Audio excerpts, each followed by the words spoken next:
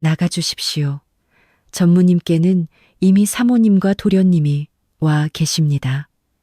안내 데스크 로비에 울려 퍼진 비서의 차가운 목소리에 나는 제 귀를 의심했습니다. 통유리로 된 높은 천장 밖으로는 것엔 가을비 내리는 소리가 불길하게 울리고 있었습니다.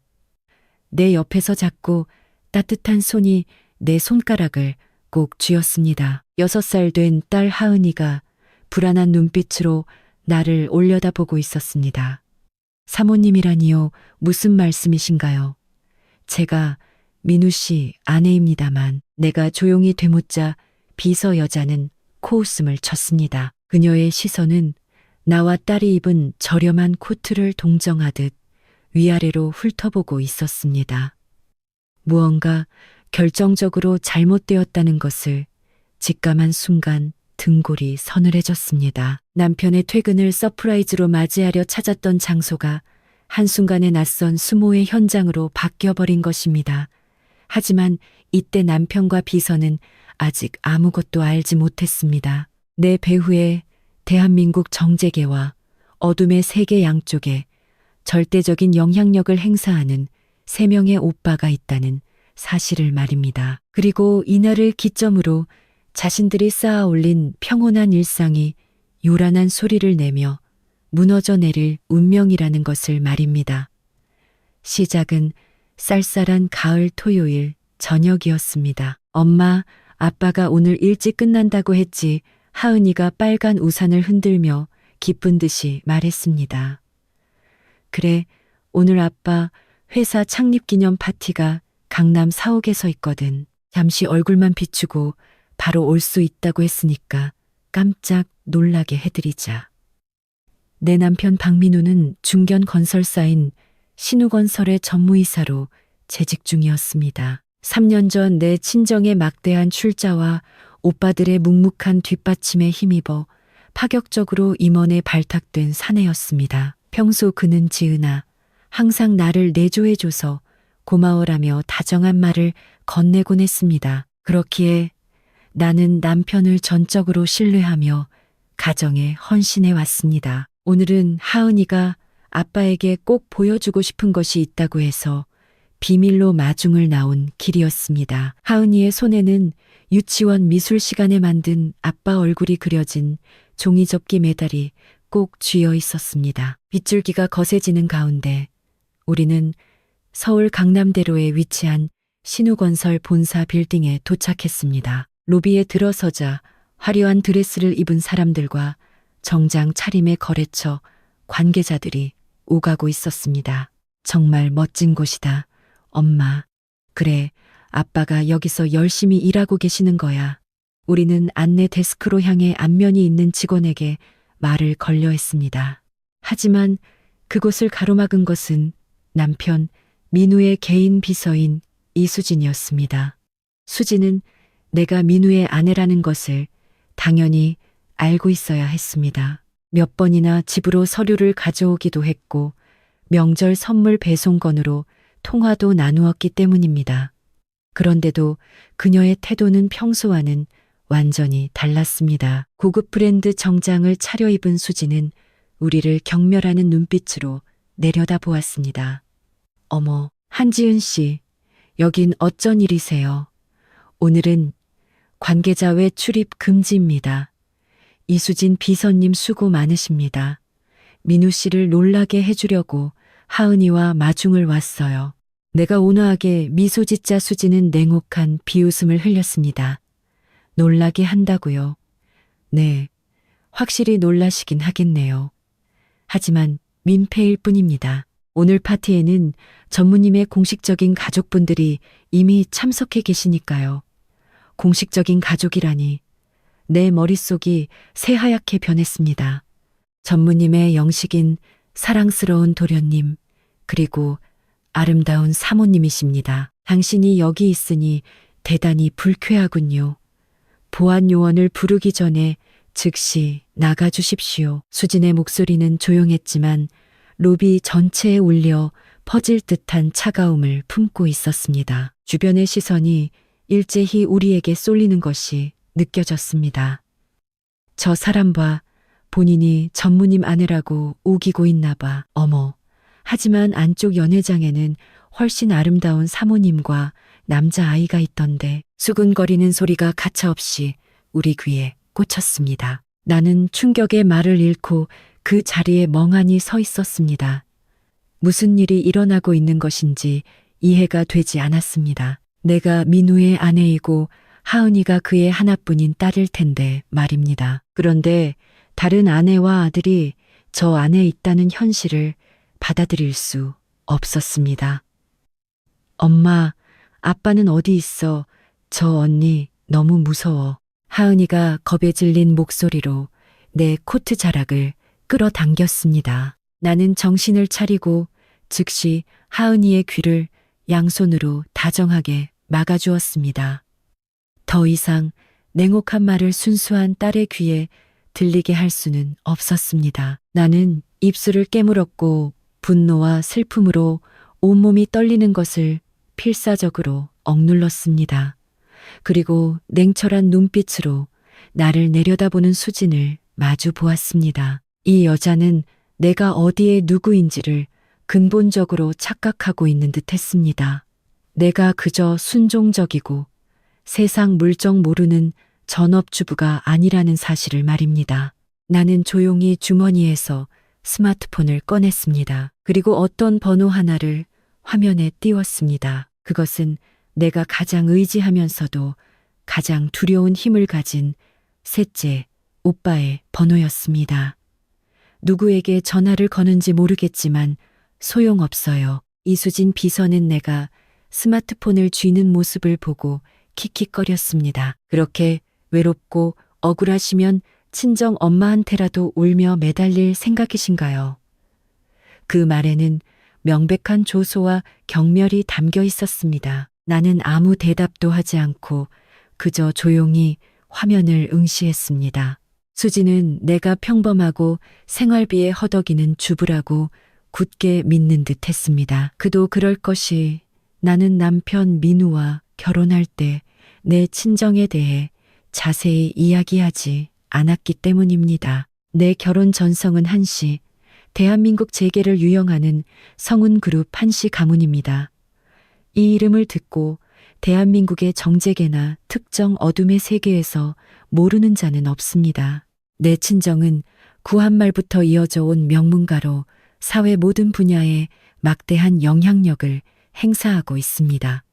나에게는 나이 차이가 제법 나는 3명의 오빠가 있습니다. 첫째, 오빠 한도윤은 젊은 나이에 국회의원을 지내며 차기 대권 주자로 거론되는 인물입니다. 둘째, 오빠 한서준은 국내 최대 규모 메가뱅크인 대한은행의 부행장이자 재계의 거물입니다. 그리고 셋째, 오빠 한지훈은 겉으로는 거대한 투자회사 성운캐피탈의 대표이지만 이면에는 이 나라의 온갖 그림자 조직과 정보를 장악하고 있는 냉철한 지배자였습니다. 나는 막내딸이자 유일한 여동생으로서 오빠들로부터 눈에 넣어도 아프지 않을 만큼 각별한 사랑을 받으며 자랐습니다. 지은아, 너를 울리는 놈이 있다면 내가 언제든 이 세상에서 지워버리겠. 셋째, 오빠 지훈은 예전부터 농담인지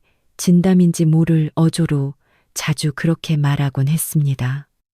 하지만 나는 그런 너무나 특별한 집안 배경에 답답함을 느꼈습니다. 그렇기에 대학을 졸업한 후에는 신분을 숨기고 조그만 디자인 사무소에서 일했던 것입니다.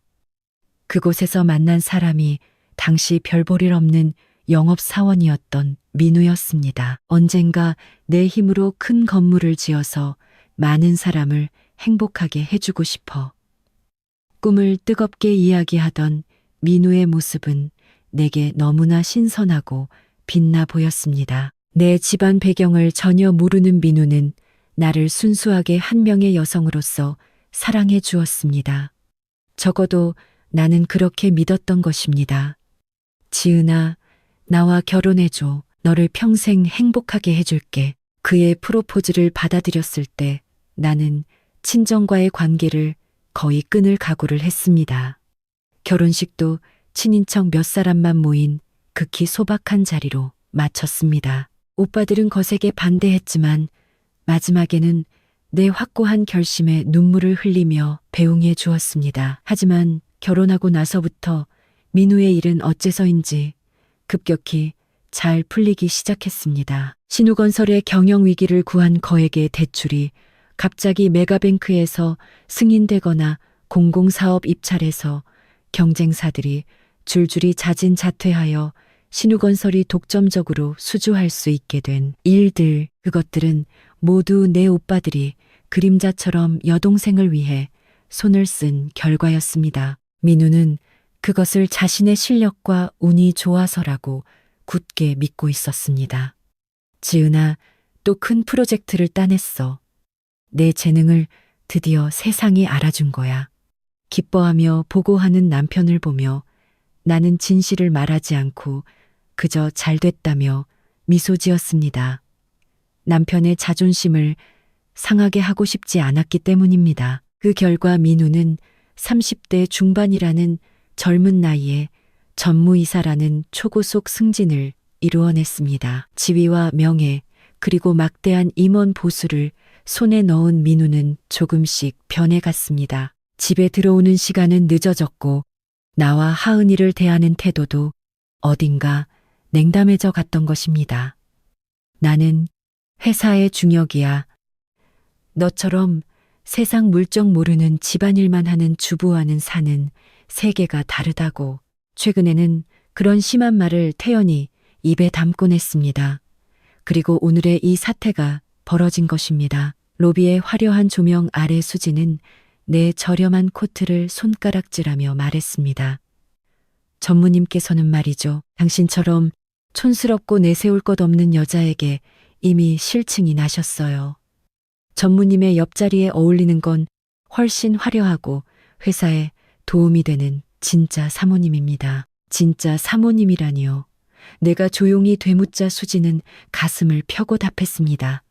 네, 지금 안에서 기다리고 계신 사모님은 대형 거래처 사장님의 따님이십니다. 그리고 그 사모님과의 사이에서 태어난 5살배기 남자아이야말로 신우건설의 미래를 짊어질 도련님이시죠. 전무님께서는 이미 당신과의 이혼 절차를 진행하고 계십니다. 그 말을 들은 순간 내 머릿속에서 무언가가 툭 하고 끊어지는 소리가 났습니다.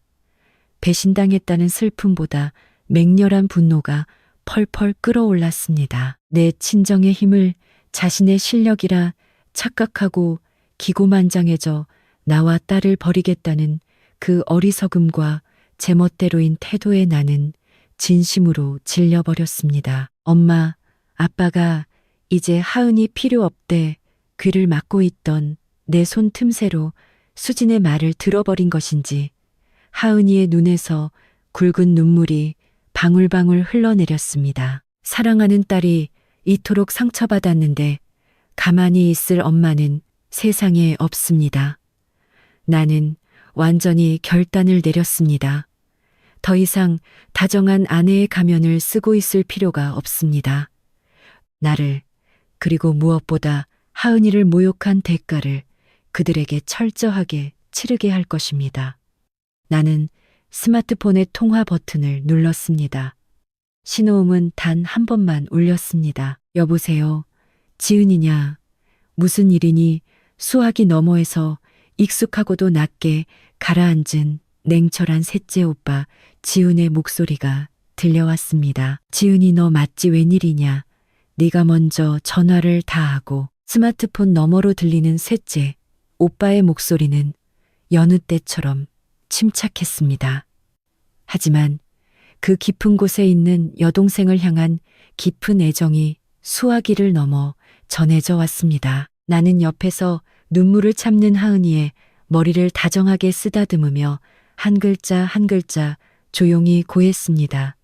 오빠, 나 지금 신우건설 본사 로비에 있어. 신우건설, 그 남편놈 회사 말이구나. 거기서 무슨 일이 있었던 거냐? 지훈의 목소리, 톤이 미세하게 낮아졌습니다. 그는 남다른 직감을 가진 사내입니다. 내 목소리의 굳어짐만으로 사태가 심상치 않음을 알아차린 듯 했습니다. 민우 씨한테 배신당했어. 다른 여자를 아내라고 속여서 파티에 참석시키고 있어. 나를 보고는 보안요원을 불러서 쫓아내라고 비서가 말해서 하은이가 울고 있어. 하은이가 상처받았어. 마지막 말을 내뱉은 순간 전화 너머에서 무서울 정도의 정적이 되돌아왔습니다. 마치 절대영도의 냉기가 수화기를 타고 전해져 오는 것 같았습니다. 그 다정하던 셋째 오빠가 완전히 어둠의 지배자로서의 얼굴로 바뀐 것을 알 수 있었습니다. 그렇구나. 그 버러지 같은 놈이 분수를 모르고 감히 그런 짓을 벌였단 말이지. 지은아, 넌 어떻게 하고 싶니? 우리 형제들에게 무엇을 원하느냐? 오빠, 부탁해.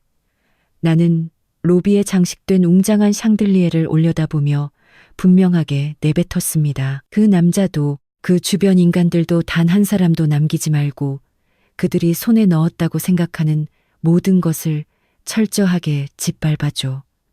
알겠다. 즉시 행동을 개시하마. 너는 하은이를 데리고 그곳에서 벗어나 있거라. 아니, 난 여기 남을 거야. 그들의 끝이 시작되는 것을 내 눈으로 직접 지켜볼 테니까. 알았다. 다치지만 말아라. 3분이면 풍경이 바뀔 것이다. 그렇게 말하고 지훈은 전화를 끊었습니다. 나는 스마트폰을 가방에 넣고 등허리를 꼿꼿이 폈습니다. 그 당당한 자태에 비서 이수진은 한순간 주춤하는 듯한 표정을 지었습니다. 하지만 곧바로 언제나의 오만한 미소를 되찾으며 비웃듯 말했습니다. 허세는. 누구한테 전화했는지 모르겠지만 경찰이라도 불렀나요? 소용없어요. 이 회사의 고문 변호사들은 인류니까 당신 같은 일반인은 상대도 안 합니다. 그때 엘리베이터 문이 열리고 떠들썩한 웃음소리가 로비에 울려 퍼졌습니다. 하하, 정말 훌륭한 파티입니다. 전무님. 아, 감사합니다. 앞으로도 저희 신우건설을 잘 부탁드립니다. 나타난 것은 잘 지어진 맞춤 턱시도를 차려입은 남편 박민우였습니다. 그 옆에는 화려한 이브닝 드레스에 짙은 메이크업을 한 여자, 그리고 비싼 아동용 정장을 입고 건방진 표정을 지은 남자아이가 손을 잡고 있었습니다. 아빠 하은이가 무심결에 소리를 질렀습니다. 그 소리에 반응하여 민우가 이쪽을 돌아보았습니다. 나와 하은이의 모습을 본 순간 민우의 얼굴이 한순간 경직되었습니다. 하지만 곧 불쾌하다는 표정으로 바뀌더니 큰 걸음으로 이쪽을 향해 걸어왔습니다. 한지은, 너 왜 여기 있는 거야? 그것도 그런 꼬질꼬질한 차림으로. 오늘 중요한 거래처 분들이 모이는 날인 거 알잖아. 민우는 주변에 들리지 않을 정도의 낮은 목소리로, 그러나 격렬한 분노를 담아 나를 노려보았습니다. 민우 씨, 저쪽의 여자분과 남자아이는 누구신가요? 나는 극히 침착하게 감정을 억누르고 물었습니다. 민우는 내가 너무나 차분하게 나오자 당황한 듯 했지만 곧 코웃음을 쳤습니다. 숨길 필요도 없겠지. 이 사람은 최유라, 대형 건설사인 대산건설 사장님의 따님이다. 그리고 이 아이는 내 아들 준서다. 민우는 유라라는 여자의 허리에 친근하게 손을 감았습니다. 유라는 나를 쓰레기 보듯 쳐다보며 부채로 입가를 가리고 말했습니다. 민우 씨, 이 초라한 여자가 소문의 그 전처인가요? 소문대로 촌스러운 분이네요. 가정교육을 못 받은 티가 옷에서부터 줄줄 흘러요. 이봐, 유라. 저런 여자 상대하지 마. 급이 떨어지잖아. 민우는 그렇게 말하고는 나를 냉혹하게 쳐다보았습니다. 지은아, 너와의 결혼 생활은 처음부터 지루했어. 친정집도 별 볼 일 없고 그저 촌스럽기만 한 여자. 나처럼 젊은 나이에 전무까지 올라간 남자에게는 훨씬 격에 맞는 파트너가 필요한 법이야. 민우의 말 한마디 한마디가 과거의 소중한 추억들을 더럽혀 가는 것 같았습니다.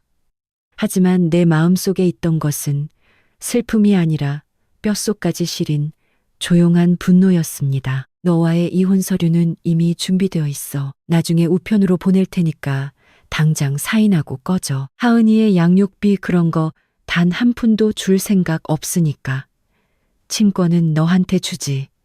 나한테는 신우건설을 물려받을 우수한 아들이 있으니까 말이야. 민우는 하은이 쪽을 단 한 번도 보지 않고 오직 자신의 이익과 자존심만을 떠벌렸습니다.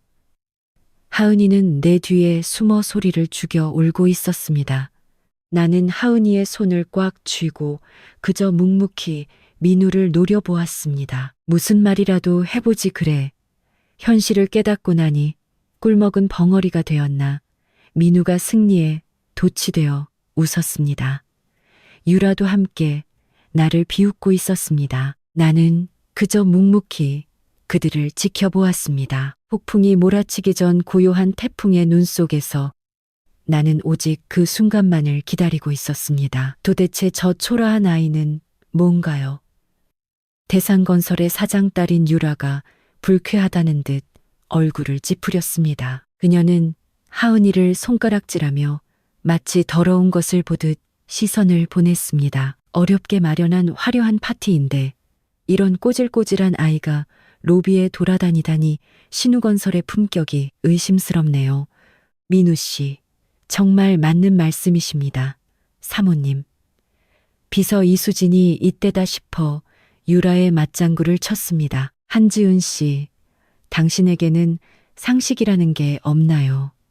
이런 인류기업의 파티에 평상복이나 다름없는 꼴로 쳐들어오다니 전무님의 앞길을 막고 싶을 뿐이라고밖에 생각되지 않네요. 수진의 말에 민우는 깊이 고개를 끄덕이며 나를 멸시하는 눈으로 쳐다보았습니다. 지은아, 너의 그런 세상 물정 모르는 점이 옛날부터 끔찍하게 싫었어. 내가 얼마나 필사적으로 위를 향해 싸우고 있는지 넌 단 1mm도 이해하지 못하겠지. 너 같은 여자는 고작 마트 할인 행사 줄이나 서 있는 게 어울린다고. 나는 아무 말도 하지 않고 그저 가만히 민우의 말을 듣고 있었습니다. 반박할 가치조차 느끼지 못했기 때문입니다. 내가 침묵을 지키고 있는 것을 민우는 대꾸할 말이 없어서라고 오해한 듯 했습니다. 더욱 기고만장해져 언어의 폭력을 쏟아냈습니다. 전무님, 보세요. 저 아이가 뭔가를 들고 있어요. 수진이 하은이가 소중하게 품에 안고 있던 것을 발견했습니다. 그것은 하은이가 오늘을 위해 열심히 접은 종이접기 메달이었습니다. 가운데에는 서툴지만 정성껏 그린 민우의 환한 웃는 얼굴이 있었습니다. 아빠, 이거 유치원에서 만들었어. 항상 일 열심히 하는 아빠한테 주려고. 하은이는 떨리는 목소리로 용기를 내어 메달을 민우에게 내밀었습니다. 고사리 같은 손이 긴장으로 가늘게 떨리고 있었습니다. 아빠가 기뻐해 줄 것이라고 어딘가에서 아직 믿고 있었던 것입니다. 하지만 민우는 그 메달을 힐끗 보더니 냉혹하게 코웃음을 쳤습니다. 뭐야 이 쓰레기는 너 내가 어떤 위치에 있는 사람인지 알기나 해. 이런 어린애 장난 같은 쓰레기를 내 목에 걸라는 거냐. 쓰레기 아니야. 아빠 주려고 열심히 만든 거란 말이야. 하은이가 눈물을 흘리며 필사적으로 외쳤습니다. 하지만 민우는 그 작은 손에서 메달을 낚아채더니 그대로 바닥에 내던져 버렸습니다. 민우 씨, 무슨 짓이에요? 내가 처음으로 목소리를 높였습니다. 하지만 민우는 내 말을 무시하고 떨어져 있는 메달을 고급 가죽 구두 밑창으로 짓밟았습니다. 바스락하며 색종이가 구겨지는 불쾌한 소리가 로비에 울렸습니다. 이런 쓰레기, 우리 신우건설의 전무인 나에게는 어울리지 않아. 내 아들 준서는 벌써 바이올린을 배우고 영어도 유창하게 한다고. 그런 우수한 아이에 비해 이 아이는 도대체 뭐냐. 언제나 울기만 하고 아무짝에도 쓸모없는 무능한 어린애잖아. 준서 형아가 훨씬 아빠한테 예쁨 받지롱.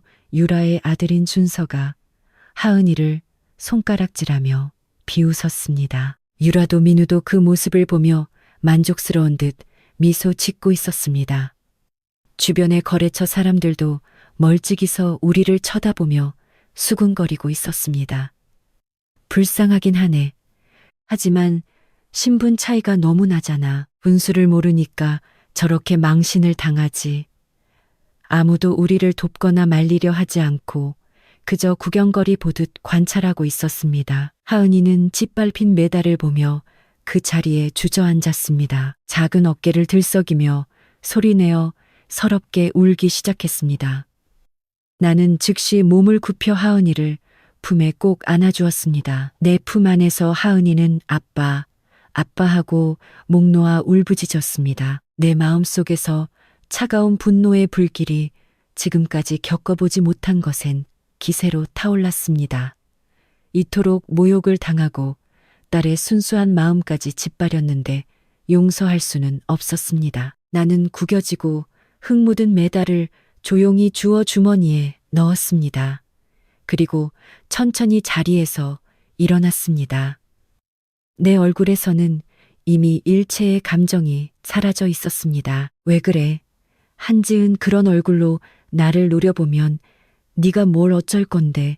시골 부모님들도 변변찮은 연금으로 겨우 사실 텐데 내게 반항하면 당장 내일 생활비부터 막막해질 텐데. 민우는 팔짱을 끼고 오만하게 짓거렸습니다. 수진도 승리감에 도취되어 말했습니다. 자, 더 이상 꼴사나운 모습 보이지 말고 어서 돌아가세요. 이곳은 당신들 같은 밑바닥 인간들이 올 자리가 아닙니다. 나는 그들의 말을 그저 조용히 한 귀로 흘려들었습니다. 그리고 로비에 설치된 대형 벽시계로 시선을 돌렸습니다. 셋째, 오빠 지훈과 전화를 끊은 지 정확히 3분이 지나려 하고 있었습니다. 3분이면 풍경이 바뀔 것이다. 오빠가 했던 그 말이 내 뇌리에 되살아났습니다. 나는 천천히 민우의 눈을 똑바로 응시했습니다. 민우 씨, 당신 정말로 당신 실력만으로 여기까지 올라왔다고 생각하는 거야. 내 서늘한 물음에 민우는 한순간 당황한 듯한 표정을 지었습니다. 하지만 이내 그것을 지우려는 듯 큰 소리로 웃어 제꼈습니다. 하하, 패배자의 오기를 부리기는 내 실력과 이 대산건설과의 탄탄한 연결고리가 있는 한 신우건설은 탄탄대로야. 너같이 가치 없는 여자는 상상도 못할 세계라고. 그 말이 민우의 인생에 있어서 마지막이자 가장 어리석은 망언이 될 줄은 이때의 그는 꿈에도 생각지 못하고 있었습니다. 보안요원, 뭐 하고 있어? 당장 이 불신자들을 끌어내세요. 이수진 비서의 날카로운 목소리가 로비에 울려 퍼졌습니다. 그 소리에 응답하듯 체격이 건장한 2명의 보안 요원이 빠른 걸음으로 이쪽을 향해 다가왔습니다. 그들은 나와 겁에 질려 내 다리에 매달려 있는 하은이를 위협하듯 에워쌌습니다. 사모님, 죄송합니다만 이곳은 관계자 외출입 금지 구역입니다. 신속하게 퇴장해 주시기를 부탁드립니다. 보안요원의 목소리는 사무적이었지만 그 시선에는 우리를 골칫거리로 취급하는 기색이 역력했습니다. 잠시만요. 저는 이 회사의 전무이사인 박민우의 법적 아내인 한지은입니다. 호적상으로도 지금 이 순간까지 그의 아내입니다. 내가 단호한 태도로 주장하자 민우는 코웃음을 쳤습니다. 한씨 가문 하하, 결혼할 때 한씨 어쩌고 하면서 제법 그럴듯한 성씨를 대더니 내 친정은 변두리 영세, 농사꾼 집안이잖아. 이름값이 지은아, 구차하게 굴지 마라. 너 같은 촌스러운 여자가 우리 회사의 격을 떨어뜨린다. 어서 그 더러운 애새끼 데리고 차가운 빗속으로나 사라져버려. 민우의 말에 옆에 있던 유라가 킥킥거리며 천박한 웃음소리를 냈습니다. 정말이지 이런 곳에서 때를 쓰다니 근본이 얕은 게 탄로나네요. 민우 씨, 어서 이 사람들을 내쫓고 연회장으로 돌아가요. 아버지께서도 당신과 앞으로 나눌 사업 이야기를 기대하며 기다리고 계신답니다. 그래야지, 유라. 이런 쓰레기한테 시간을 낭비할 때가 아니지. 민우는 그렇게 말하고는 보안 요원을 향해 턱으로 지시했습니다. 이봐, 힘으로 끌어내도 상관없어. 저 여자랑 아이를 바깥으로 내동댕이쳐. 만약 반항하면 경찰을 불러서 무단 침입으로 넘겨도 좋아. 보안 요원들이 주춤하면서도 내 팔을 향해 손을 뻗어왔습니다. 손대지 마세요. 내가 차가운 목소리로 제지하자 그들은 순간 그 기백에 눌린 듯 주춤하며 손을 멈췄습니다. 하지만 수진이 뒤에서 즉시 부추겼습니다. 뭐 하시는 겁니까? 전무님의 명령이 안 들리세요. 당신들의 월급을 누가 주고 있다고 생각합니까?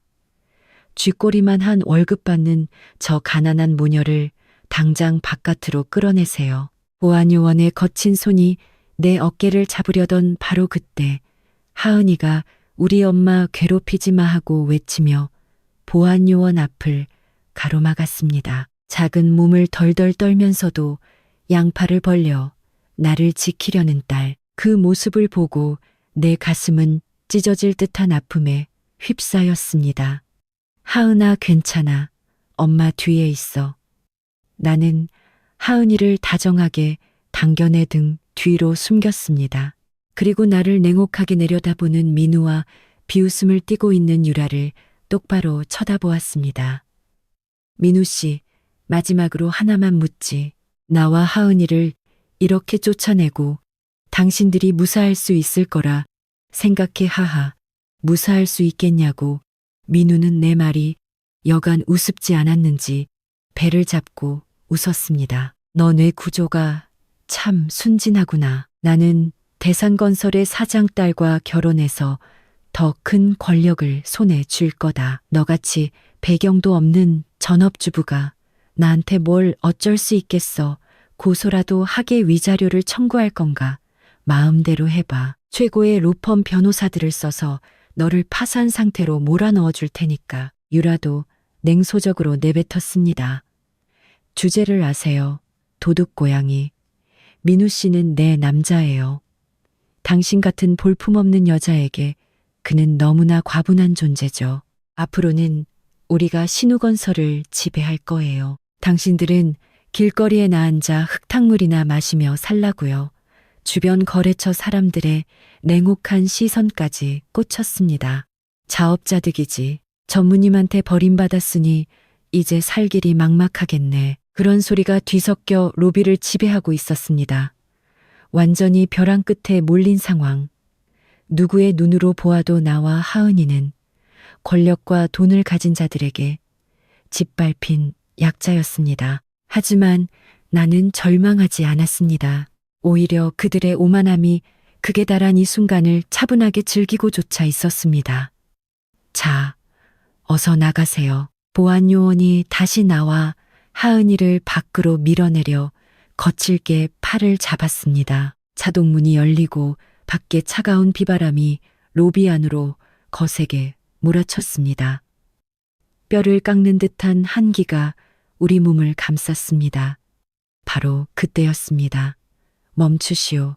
로비 입구에서 났지만 믿을 수 없을 만큼 묵직한 위엄을 가진 음성이 울려 퍼졌습니다. 그 목소리는 것엔 빗소리마저 단숨에 묻어버릴 듯한 압도적인 존재감을 뿜어내고 있었습니다. 자동문 너머에서 검은 정장을 입은 사내들이 일제히 로비 안으로 밀려 들어왔습니다. 그 수는 순식간에 10명을 넘어섰고 로비의 보안 요원들을 압도하는 위협적인 기세를 풍겼습니다. 그리고 그 사내들의 중심에서 젊은 남성 한 명이 천천히 걸어 나왔습니다.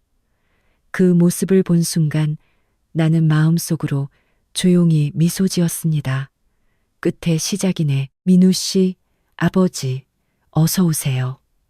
유라가 믿을 수 없는 것을 보았다는 표정으로 눈을 크게 떴습니다. 자동문으로 들어온 무리의 맨 앞장서 있던 사람은 다름 아닌 대산건설의 창업주이자 유라의 아버지인 최상철 회장이었습니다. 정재계의 막강한 선을 대고 있는 업계의 대부라 불리는 사내입니다. 여보, 아버지까지 파티에 초대해 주시다니 역시 민우 씨는 센스가 넘친다니까. 유라는 기쁜 듯이 민우의 팔에 팔짱을 끼며 의기양양하게 가슴을 폈습니다.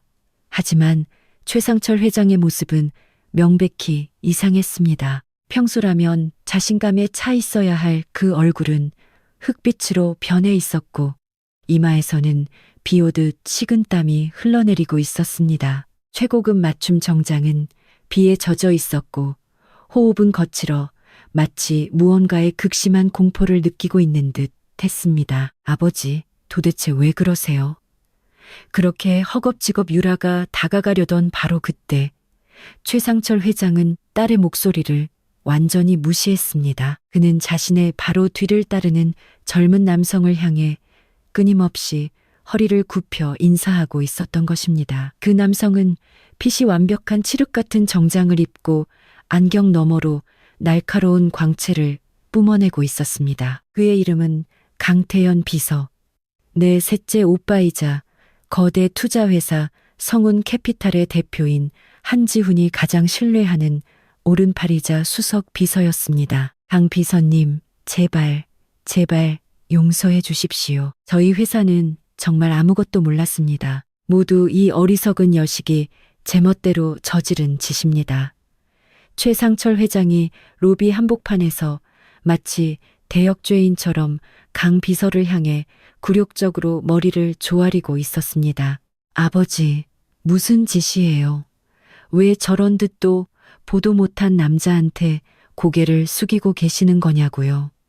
유라가 비명에 가까운 소리를 질렀습니다. 닥쳐라. 이 멍청한 거사 최상철 회장이 유라를 향해 지금껏 단 한 번도 보이지 않았던 분노의 호통을 쳤습니다. 네가 지금 어떤 분께 무례를 범했는지 알기나 하는 거냐. 이분은 바로 성운그룹 한씨 가문의 그 성운캐피탈 강 비서님이시다. 성운그룹 유라의 움직임이 딱 굳어버렸습니다. 그 이름은 대한민국 비즈니스계에 있어서 절대 침범할 수 없는 절대적인 권력을 의미했습니다. 신우건설이나 대산건설 등은 그들의 손바닥 위에서 굴러가는 모래알 같은 존재에 불과했습니다. 강 비서님, 수고가 많으시네요. 내가 조용히 말을 건네자 강 비서는 즉시 최상철 회장을 대하던 차가운 태도를 거두고 나를 향해 깊고 정중하게 허리를 굽혀 인사했습니다. 지은 아가씨, 오랜만에 뵙습니다. 지훈 대표님의 명을 받아 아가씨와 하은 아가씨를 모시러 왔습니다. 다치신 곳은 없으십니까? 네, 괜찮아요. 하은이도 무사합니다. 내가 미소 짓자 강 비서는 내 뒤에 숨어 있는 하은이를 향해서도 따뜻하게 미소를 지어 보였습니다. 하은 아가씨, 이제 안심하셔도 됩니다.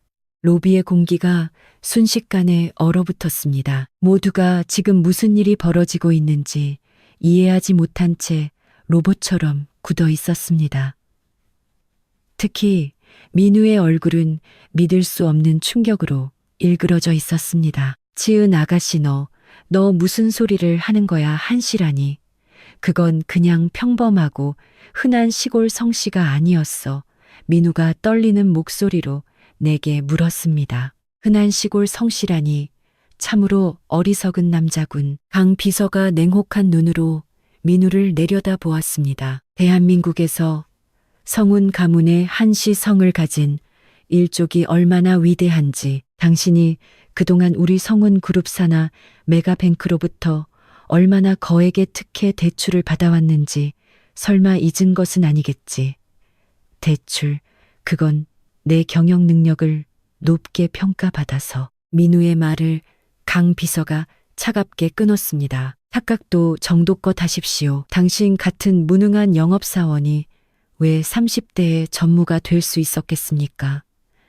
모든 것은 지은 아가씨의 친정인 성훈 씨 가문이 뒤에서 몰래 지원해 주었기 때문입니다. 당신 회사의 지분 40%를 실질적으로 보유한 최대 주주 사모펀드, 그 펀드의 진짜 주인이 누구인지 당신은 꿈에도 몰랐던 겁니다. 강 비서의 목소리가 로비 전체에 쩌렁쩌렁 울렸습니다. 민우의 얼굴에서 순식간에 핏기가 가시는 것이 보였습니다. 거짓말이야. 지은이 집안은 평범한, 지은 아가씨는 성운 그룹 총수의 고명딸이자 정계의 샛별인 한도윤 의원님, 메가뱅크 대한은행의 한서준 부행장님, 그리고 우리 성운 캐피털 한지훈 대표님의 유일한 여동생이십니다. 당신은 그 존귀하신 분을, 그리고 성운의 피를 물려받은 하은 아가씨를 쓰레기라 부르고 짓밟은 겁니다. 강 비서의 목소리에는 확실한 살기가 깃들어 있었습니다. 최상철 회장은 공포에 질려 그 자리에 주저앉았고 유라는 덜덜 떨기 시작했습니다. 그리고 민우는 마치 영혼이 빠져나간 사람처럼 입을 벌린 채 나를 쳐다보고만 있었습니다. 나는 그들 앞으로 천천히 다가갔습니다. 지금까지 숨겨왔던 내 비밀이 지금 완전히 풀려난 것입니다. 따르르릉 띠리리리 찬물 끼얹은 듯 조용해진 로비에 갑자기 여러 대의 스마트폰 진동음과 벨소리가 요란하게 울려 퍼졌습니다. 그것은 한두 대가 아니었습니다. 민우의 주머니, 유라의 가방, 그리고 최상철 회장의 손, 심지어 연회장에서 뛰쳐나온 신우건설 임원들의 품속에서도 일제히 긴급 연락음이 터져 나온 것입니다. 뭐야, 도대체 무슨 일이 터진 거야? 민우가 떨리는 손으로 스마트폰을 꺼냈습니다. 화면에 뜬 것은 신우건설 사장의 이름이었습니다. 여보세요. 사장님 안녕하십니까? 무슨 일이십니까? 야, 이 박민우 놈아 너 도대체 무슨 짓을 저지른 거야? 수화기 너머에서 사장의 비명 같은 고함이 로비까지 새어나왔습니다. 방금 주거래 은행 담당 임원한테 직접 전화가 왔다. 우리 회사에 대한 모든 신규 대출을 즉각 중단하고 현재 실행 중인 대출금 전액을 즉시 상환하라고 통보해 왔어. 네, 전액 즉시 상환이라니요.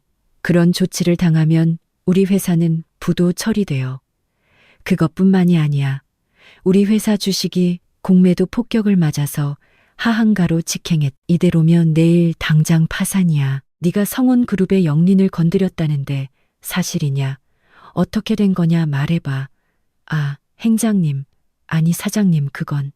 민우의 변명은 완전히 횡설수설이 되어버렸습니다. 같은 시각 최상철 회장의 스마트폰에서도 절박한 비명이 울리고 있었습니다. 뭐라 하고 우리 회사가 수주했던 서울 도심 재개발 프로젝트에서 원청 컨소시엄 퇴출 통보를 받았다고.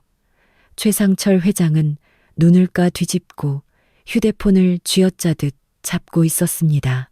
말도 안 되는 소리. 그 프로젝트는 우리 회사의 명운이 걸린 갑자기 태도를 바꿨다니. 설마 한도윤 의원님의 손길인가? 최상철 회장은 도윤의 이름을 내뱉는 순간 완전히 다리에 힘이 풀려버렸습니다.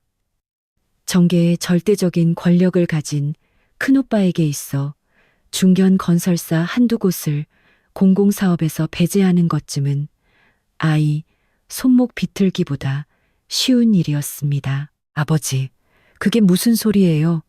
대산건설이 망하기라도 한다는 거예요. 거짓말이죠. 유라가 아버지의 바짓가랑이를 붙잡으며 새파랗게 질린 얼굴로 물었습니다. 시끄럽다. 모든 건 다 너 때문이야. 최상철 회장은 유라의 손을 거칠게 뿌리쳤습니다. 네가 감히 이 성운그룹 아가씨께 무례를 범했기 때문이다. 대산건설은 끝이다. 네가 우리 집안을 회사를 파멸로 몰아넣은 거야. 말도 안 돼. 난 그냥 민우 씨가 시키는 대로. 유라는 눈물을 뚝뚝 흘리며 이번에는 민우를 째려보았습니다. 박민우, 당신 지은 씨가 그냥 평범한 일반인이라고 했잖아. 내 친정의 힘을 이용하려고 날 속인 거였어. 아, 아니야. 나도 몰랐어. 민우는 필사적으로 손을 내줬으며 변명하려 했습니다. 지은아, 지은아, 제발 내 말 좀 믿어줘. 난 너네 집안이 그렇게 엄청난 곳인지 정말 꿈에도 몰랐어. 만약 알았더라면 내가 미쳤다고 이런 짓을 했겠니? 그 필사적인 변명을 듣고 나는 마음 깊은 곳에서부터 차가운 경멸을 느꼈습니다. 상대가 강자인 줄 알면 아부하고 비굴해지며 약자라고 생각하면 어디까지나 짓밟는 이 남자의 본성은 처음부터 끝까지 변함이 없었던 것입니다. 지은 씨, 지은 사모님, 그때까지 나를 모욕하던 비서 이수진이 갑자기 내 앞에 무릎을 꿇었습니다. 바닥에 양손을 짚고 눈물을 흘리며 기어왔습니다.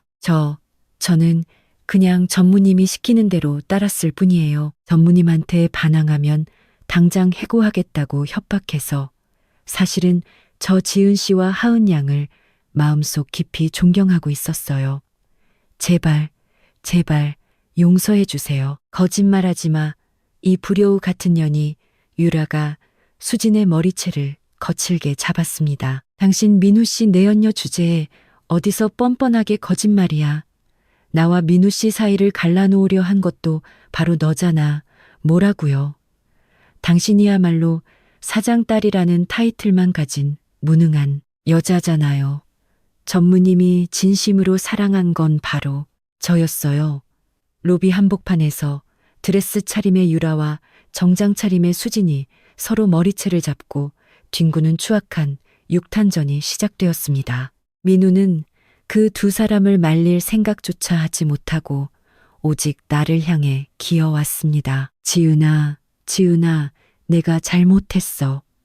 하은아, 아빠가 미안해. 이거 아빠 주려고 접은 거지. 민우는 바닥에 떨어져 자신이 조금 전 구둣발로 짓밟았던 종이접기 메달의 잔해를 필사적으로 주워 모으기 시작했습니다. 하지만 그 메달은 이미 그의 구두 밑창 흙물로 더럽혀지고 무참하게 찢어져 있었습니다. 자, 봐, 깨끗하게 털면 되잖아. 아빠가 이거 평생 소중하게 간직할게. 그러니까 제발 처남들한테 대출 중단하지 말아달라고 전해줘. 부탁이야.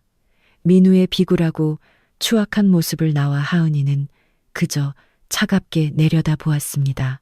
하은이는 더 이상 울지 않았습니다. 내 손을 꼭 잡고 민우를 아빠가 아닌 그저 낯선 불쌍한 남자로 바라보고 있었습니다. 사태는 그들의 상상을 훨씬 초월하는 속도로 그리고 거대한 규모로 파멸을 향해 치닫고 있었습니다. 이것은 단순한 부부싸움이 아니라 성운 가문이라는 거대한 괴물이 송곳니를 드러낸 순간이었던 것입니다. 보기 흉합니다. 박민우 전무님, 강비서가 흙투성이가 된 메달을 긁어모으는 민우를 얼음장 같은 목소리로 내려다보았습니다. 당신이 지금 필사적으로 수습하려 해봤자 소용없습니다. 주사위는 이미 던져졌으니까요. 강 비서는 안주머니에서 최신 태블릿 PC를 꺼내 화면을 눈앞에 들이밀었습니다. 신우건설 주식 40%를 보유한 우리 사모펀드는 조금 전 임시 주주총회 소집 절차를 완료해 동시에 현 사장 및 대주주들의 동의를 얻어 긴급 이사회 결의를 단행했습니다. 긴급 결의라니 민우가 바닥에 무릎을 꿇은 채 떨리는 목소리로 물었습니다. 네, 금일부로 박민우 전무이사의 해임이 정식 결의되었습니다. 당신은 이제 직위 해제된 일반 사원조차 아닌 회사에서 영구 퇴출된 자입니다. 뭐라고 해임? 내가 이 회사를 여기까지 키워놓았는데 그런 부당한 해임을 인정할 수 없어. 민우가 자리에서 일어나 소리를 지르며 강 비서에게 덤벼들려 했습니다. 하지만 강 비서 뒤에 대기하고 있던 건장한 사내들이 즉각 민우 앞을 막아섰습니다. 부당하다고 하셨습니까? 강 비서는 차갑게 웃었습니다. 성운그룹의 정보조사 능력을 우습게 보지 마십시오. 당신이 전무라는 직위를 악용해 지난 3년간 회사의 자금을 사적으로 횡령 및 유용한 증거는 이미 모두 우리 손에 들어가 있습니다. 강 비서가 태블릿 화면을 넘기자 그곳에는 낯익은 숫자들과 복잡한 자금, 흐름의 내역이 상세히 비춰졌습니다. 그것을 본 민우의 얼굴이 이번에는 하얗게 그리고 다시 흑빛으로 일그러져 갔습니다. 이건 어떻게 이것을 당신이 대산건설 최유라 씨와의 교제 비용 그리고 이수진 비서 명의의 아파트 매입을 위해 회사 비자금 계좌에서 횡령한 총 30억 원의 자금 세탁 기록입니다. 이수진 비서님, 당신 역시 전무의 비리를 은폐하는 대가로 막대한 거액의 묵인 수당을 받아 챙기셨죠. 강 비서의 시선이 수진에게 꽂혔습니다. 힉수진은 짧은 비명을 지르며 바닥에 주저앉았습니다. 그녀가 자랑하던 지적이고 세련된 자태는 온데간데 없이 사라지고 그저 공포에 떠는 불쌍한 짐승 같았습니다. 이것은 명백한 특정 경제범죄, 가중처벌법상 업무상 배임 및 횡령죄에 해당합니다. 이미 우리 그룹 법무팀이 서울경찰청 금융범죄수사대에 모든 증거 자료를 제출했습니다. 잠시 후 압수수색 및 긴급 체포 수사가 시작될 예정입니다. 강 비서의 말은 민우에게 사형 선고나 다름없었습니다. 전무자리에서 쫓겨나는 것뿐만 아니라 사회적으로 완전히 매장당하고 교도소에서 실형을 살게 될 미래가 확정된 것입니다. 지은아, 제발 거짓말이라고 해줘. 민우가 자존심이고 뭐고 다 내팽개치고 내 발목을 붙잡고 늘어졌습니다. 내가 잘못했어. 유라랑은 당장 헤어질게. 수진이도 해고할게. 그러니까 그 증거 자료를 경찰에 넘기는 것만은 막아줘. 우리 부부잖아. 하은이 아빠잖아. 나는 발치에서 울고불고 지저대는 남자를 그저 조용히 내려다보았습니다. 한때 내가 진심으로 사랑하고 평생을 함께하겠다고 맹세했던 남자의 모습이 그곳에 있었습니다. 하지만 지금 내 눈에 그는 그저 추악하고 이기적인 괴물로밖에 보이지 않았습니다. 민우 씨, 당신이 나를 배반했을 때 어쩌면 나는 참을 수 있었을지도 몰라. 나는 조용히 입을 열었습니다. 하지만 당신은 절대 해서는 안 될 짓을 했어. 나는 주머니에서 구겨진 종이접기 메달을 꺼내 민우에게 보여주었습니다. 하은이가 당신을 위해 열심히 만든 이 메달을 당신은 쓰레기라 부르고 구둣발로 짓밟았어. 딸의 순수한 사랑을 당신의 더러운 욕심을 위해 무참히 짓밟았다고. 그 순간 당신은 아빠도 남편도 인간도 아니게 된 거야. 우리 집안 성은 가문은 옛날부터 은혜는 100배로 갚고 원수는 1000배로 갚는 철칙이 있어. 오빠들이 지금까지 나를 얼마나 아끼고 소중히 키워줬는데 당신이 나와 하은이에게 상처를 입힌 시점에서 당신의 파멸은 피할 수 없는 결정사항이었던 거야. 나는 강 비서를 향해 고개를 끄덕였습니다. 강 비서님, 이제 여기는 볼 일 없어요. 하은이를 따뜻하고 안전한 곳으로 데려가줘요. 알겠습니다. 지은 아가씨, 차량이 밖에서 대기하고 있습니다. 강 비서가 정중히 고개를 숙였습니다. 지은아, 가지마. 제발 내 말 좀 들어줘. 민우의 절규가 로비에 울려 퍼졌습니다. 하지만 그 소리는 바깥의 것엔 천둥 소리에 파묻혀 사라져 갔습니다. 나는 하은이를 안아들고 뒤돌아보지 않은 채 자동문을 향해 걸어 나갔습니다. 뒤편에서는 최상철 회장의 절망적인 탄식과 유라, 수진의 추악한 남, 탓싸움, 소리가 여전히 이어지고 있었습니다. 이것이 그들에게 닥칠 지옥의 아주 작은 첫걸음에 불과하다는 것을 나는 잘 알고 있었습니다. 우리 오빠들의 복수는 이런 솜방망이 처벌로 끝나지 않을 테니까요. 이봐, 도대체 어떻게 된 거야? 왜 아무도 전화를 안 받아 지은 일행이 로비를 떠난 후 민우는 미친 사람처럼 스마트폰 화면을 계속 터치하고 있었습니다. 귀에 댄 수화기에서는 허무하게도 전원이 꺼져 있거나 전파가 잡히지 않는 지역에 있다는 건조한 기계음만 흘러나올 뿐이었습니다. 김 사장, 이 이사 평소에 내 돈으로 룸살롱에서 그렇게 얻어먹었으면서 이럴 때 왜 전화를 안 받는 거야? 이 배신자 새끼들 민우가 지금껏 절친이나 든든한 사업 파트너라 불렀던 사내들은 단 한 사람도 빠짐없이 그의 전화를 차단하고 있었습니다. 그들은 성운그룹이 박민우를 완전히 짓밟기로 결정했다는 정보를 이미 자신들만의 비밀 루트를 통해 감지했던 것입니다.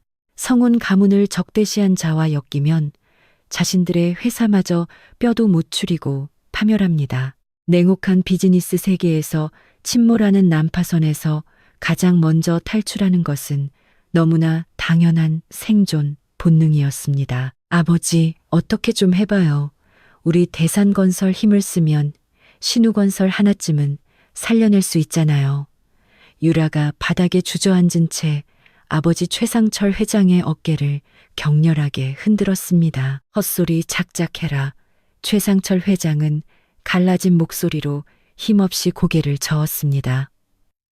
우리 회사도 당장 내일 한도윤 의원님 한마디에 모든 은행 거래가 정지될 판국이다. 대출이 막히고 모든 공공사업 수주에서 배제되면 우리 회사는 일주일도 버티지 못하고 최종 부도 처리돼 모든 것을 잃는 거라고 말도 안 돼. 거짓말이죠. 난 사장 딸이라고요. 저런 촌스럽고 초라한 여자 하나 때문에 내 인생이 이렇게 산산조각 난다는 걸 인정할 수 없어요. 유라는 발작하듯 소리를 지르며 근처에 놓여있던 고급 도자기 꽃병을 바닥에 집어 던졌습니다. 와장창 도자기가 요란하게 깨지는 소리가 로비에 울렸지만 이제는 아무도 그 신경질에 관심을 두는 사람이 없었습니다. 그때 연 회장의 웅장한 문이 열리고 안에서 대거 인파가 허둥지둥 쏟아져 나왔습니다. 이봐, 진짜로 대출이 전면 중단됐대. 신우건설은 이제 완전히 끝장이야. 어서 빠져나가자. 거래처 사장들과 임원들이 거미줄 흩어지듯 로비를 가로질러 달려나갔습니다. 그들은 한때 자신들에게 오만하게 굴었던 민우의 옆을 지나칠 때 경멸 어린 시선을 쏘아보내는 것조차 잊지 않았습니다. 쯧쯧, 저기 있는 게 그 문제의 전무인가 보군. 회사 돈을 횡령하고 성운 가문 아가씨를 모욕했다지. 분수도 모르는 천치 같은 놈. 엮이지 않아서 천만다행이야. 기다려 보십시오. 여러분, 민우는 그들의 옷소매를 잡으려고 필사적으로 손을 뻗었습니다. 신우건설은 아직 괜찮습니다. 제 경영 실력이 있다면 바로 복구할 수 있어요. 대출이야 다른 제2금융권에서 빌리면 됩니다. 하지만 아무도 민우의 구차한 변명에 귀를 기울이지 않았습니다. 그의 손은 허무하게 허공을 갈았고 차가운 비웃음만 그를 찌를 뿐이었습니다. 전무님, 아니 박민우 씨. 이수진 비서가 새파랗게 질린 얼굴로 민우에게 스마트폰을 들이밀었습니다. 네, 내 아파트 등기부등 보니 인터넷 커뮤니티에 전부 신상 털렸어요. 게다가 당신과 내가 엮인 비자금 계좌, 거래 내역까지 SNS, 익명 계정으로 빠르게 확산되고 있다고요. 뭐라, 민우가 수진의 스마트폰을 낚아채듯 들여다보자. 그곳에는 그들이 은폐해 왔던 온갖 추악한 비리 행각들이 믿을 수 없을 정도로 상세하게 폭로되어 있었습니다. 그것은 셋째, 오빠 지훈이 어둠의 정보망을 동원해 순식간에 퍼뜨린 결과였습니다. 인터넷상에서는 이미 신우건설 횡령 사태의 주범으로 박민우와 이수진의 실명, 사진, 학력, 경력까지 박제되어 맹렬한 기세로 비난 댓글이 쏟아지고 있었습니다. 이제 모든 게 끝났어. 수지는 완전히 영혼이 털린 얼굴로 중얼거렸습니다. 경찰들이 들이닥치는 것도 시간 문제야. 싫어. 싫어. 난 교도소 같은데 들어갈 수 없어. 민우는 머리를 쥐어뜯으며 절규했습니다. 지금껏 그의 화려했던 인생은 지은의 친정이 받쳐주었던 든든한 뒷배경 덕분에 순풍에 돛단 듯 했던 것입니다. 그 뒷배경이 완전히 사라지고 자업자득의 범죄 사실까지 만천하에 드러난 지금 그에게는 현실에 맞서 싸울 지혜도 용기도 남아있지 않았습니다. 그래, 지은이야. 지은이한테 직접 무릎 꿇고 빌면 아직. 민우는 지은의 이름을 외치며 로비 출구를 향해 미친 듯이 달려나갔습니다. 하지만 자동문 앞을 지키고 있던 강 비서의 부하인 사복 경호원 2명이 그의 앞을 가로막았습니다. 비켜내. 아내한테, 지은이한테 딱 한마디만 사과하게 해달라고. 박민우 씨, 지은 아가씨께서는 이미 당신을 남편으로 인정하지 않습니다. 이 이상 아가씨나 하은 아가씨께 접근하려 한다면 우리는 물리력을 행사할 수밖에 없습니다. 경호원의 냉혹한 경고에 민우는 그 자리에 엎드려 무너졌습니다. 바깥의 거센 가을비는 마치 그들의 비참한 몰락을 비웃듯 끊임없이 퍼붓고 있었습니다. 그들의 오만함이 불러온 자업자득의 파멸 카운트다운이 확실하고도 가차없이 진행되고 있었습니다. 격렬한 빗소리와 천둥을 완벽하게 차단하는 두꺼운 방음 유리에 둘러싸인 최고급 리무진의 내부. 그곳은 조금 전까지의 진흙탕 같던 로비와는 대조적으로 잔잔한 클래식 음악이 흐르는 포근한 치유의 공간이었습니다. 하은아, 많이 무서웠지. 이제 괜찮아. 나는 내 무릎 위에서 겨우 잠이 든 하은이의 젖은 머리카락을 다정하게 닦아주었습니다. 하은이의 작고 고른 숨소리를 들으며 나는 비로소 가슴속 깊은 숨을 내쉴 수 있었습니다. 지은 아가씨, 지금부터 성북동 본가로 이동하겠습니다. 지훈 대표님께서 기다리고 계십니다. 조수석의 강 비서가 룸미러를 통해 부드러운 목소리를 건넸습니다. 네, 고마워요. 강 비서님. 오빠들이 많이 화가 났겠죠. 내가 씁쓸하게 웃으며 묻자 강 비서는 조용히 고개를 저었습니다. 화가 났다는 표현으로는 아주 부족할 듯합니다. 특히 대표님께서는 박민우의 배신을 보고받으신 순간 쥐고 계시던 만년필을 으스러뜨리셨으니까요. 아가씨와 하은 아가씨를 이토록 상처 입힌 그 자에 대해 철저하고 처절한 응징을 맹세하셨습니다. 차량은 서울 성북동의 거대한 성운 가문 본가 정원으로 미끄러져 들어갔습니다. 삼엄한 경비 정문을 지나 현관 앞에 차가 멈추자 우산을 든 집사들이 공손하게 문을 열어주었습니다. 다녀오셨습니까? 지은 아가씨, 하은 아가씨. 나는 잠든 하은이를 조심스럽게 안고 익숙하고 웅장한 대저택 안으로 들어갔습니다. 로비를 지나 안쪽의 넓은 서재로 향하자 그곳에는 벽난로에 불꽃을 응시하며 조용히 위스키 잔을 기울이는 사내의 모습이 있었습니다. 지은아, 고생 많았다. 돌아본 사람은 내 셋째 오빠 한지훈이었습니다. 냉혹한 비즈니스 세계에서 얼음 황제라 두려움의 대상이 되는 그였지만 나와 하은이를 바라보는 눈빛은 어릴 적과 변함없는 따뜻하고 다정한 오빠의 눈빛이었습니다. 오빠, 다녀왔어. 하은이는 잠들었구나. 안쪽 방에 눕혀 죽어라. 너도 많이 춥고 놀랐지. 따뜻한 차를 내오라 했다. 하은이를 침실 침대에 눕히고 나는 다시 서재로 돌아와 지훈 오빠 앞에 앉았습니다. 내어준 따뜻한 허브티를 한 모금 마시자 팽팽하게 당겨져 있던 긴장의 끈이 천천히 풀려나갔습니다. 오빠, 정말 고마워. 그런데 어떻게 그렇게 빨리 움직일 수 있었어? 마치 오늘 무슨 일이 일어날지 처음부터 다 다 알고 있었던 것 같았어. 내 질문에 지훈 오빠는 조용히 잔을 내려놓고 두꺼운 서류 봉투 하나를 내게 건넸습니다. 알고 있었다기보다 계속 감시하고 있었단다. 지은아, 네가 마음 아파할까봐 지금까지 묵인해 왔지만 박민우 그 녀석은 너와 결혼한 지 2년째 되던 해부터 이미 배신을 저지르고 있었다.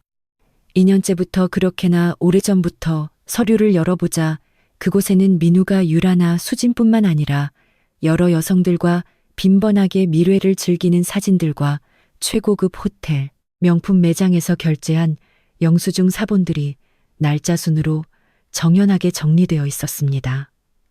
그놈은 자기가 실력이 뛰어나서 신우건설을 급성장시켰다고 굳게 믿고 있었지. 하지만 진실은 정반대다. 신우건설은 박민우가 전무자리에 앉은 이후 급격히 본업에서 적자를 내고 있었어.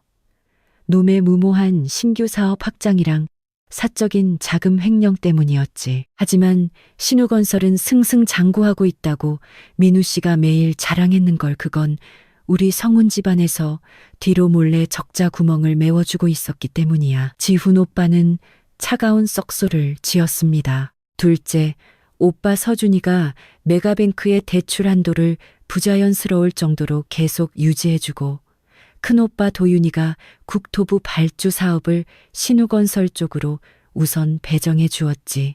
모든 건 지은이 네가 다정한 남편과 행복하게 살고 있다고 굳게 믿게 하기 위한 우리 집안의 묵묵한 배려였다. 하지만 그 사기꾼 같은 놈은 그 귀한 유동자금을 자신의 유흥비와 내연녀들에게 바치는 선물 구입비로 탕진하고 있었던 거야. 서류 뒷장을 넘기자 더욱 충격적인 진실이 적혀 있었습니다. 대산건설 최유라와의 정략 결혼 이야기도 사실은 민우가 막대한 거액의 횡령금을 메우기 위해 대산건설의 자금력을 이용하려 했던 극히 치밀하고 이기적인 계획이었 것입니다. 대산건설 쪽도 신우건설 뒤에 성운그룹이 버티고 있다고 착각하여 그 성운과의 끈을 잡기 위해 유라를 앞세워 민우를 포섭하려 했던 것입니다. 즉 민우나 대산건설이나 서로가 성운의 후광을 이용하려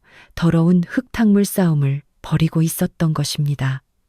지은아, 네가 언제쯤 그 남자의 진짜 가증스러운 본성을 깨달을지 우리 형제들은 조용히 기다리고 있었. 네가 그 남자를 사랑하고 있는 한 우리가 먼저 손을 대면 결국 네가 상처를 받게 될 테니까. 하지만 오늘 놈은 너를 모욕했고 우리 하은이의 순수한 마음을 무참히 짓밟았다.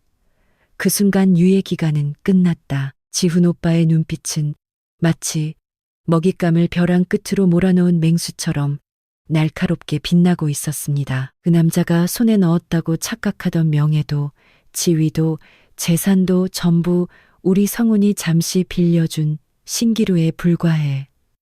그 신기루를 지금부터 남김없이 회수하겠. 지훈 오빠의 입을 통해 전해들은 진실은 민우의 끝없는 어리석음과 성운 가문 오빠들의 나를 향한 헤아릴 수 없는 사랑을 증명하는 것이었습니다. 나는 깊은 감사를 느끼는 동시에 앞으로 펼쳐질 응징에 대해 조용하고도 단호한 각오를 다졌습니다. 박민우 씨 및 이수진 씨, 체포영장이 발부된 업무상 배임 및 특정 경제범죄, 가중처벌법상 횡령 혐의로 동행해 주셔야겠습니다.